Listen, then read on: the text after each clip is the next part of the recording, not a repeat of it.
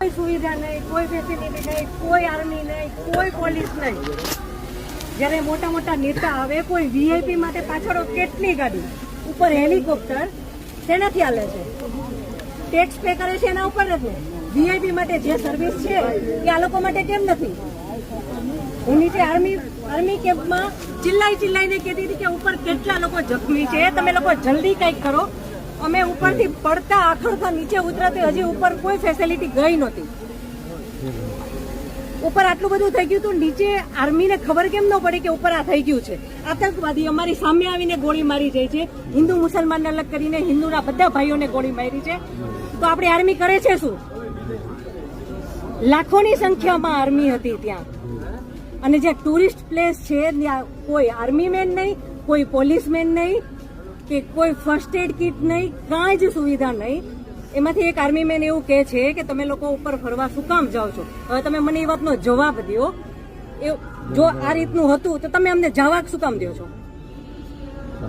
નહીં, હવે મારા ઘરનો સ્તંભ વયો ગયો છે. હવે તમે મને પાછો આપો, મારે બીજું કાંઈ ન જોઈએ.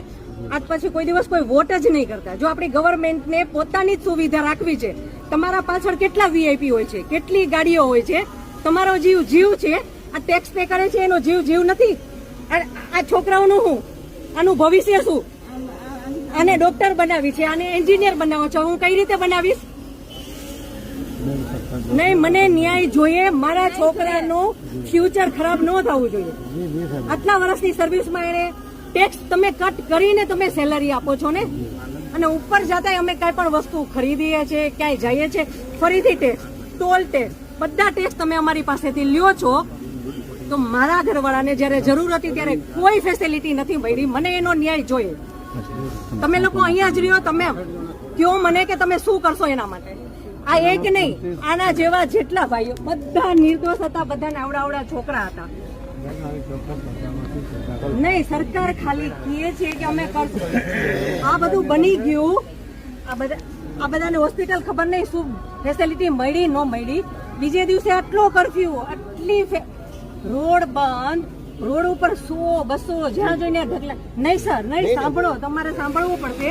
જયારે બધું પતી જાય પછી આપણી ગવર્મેન્ટ આવીને ફોટા પાડે છે કે અમે આર્મી ઓફિસર અહીંયા હતા, પોલીસ અહીંયા હતા, નેતા આવ્યા છે.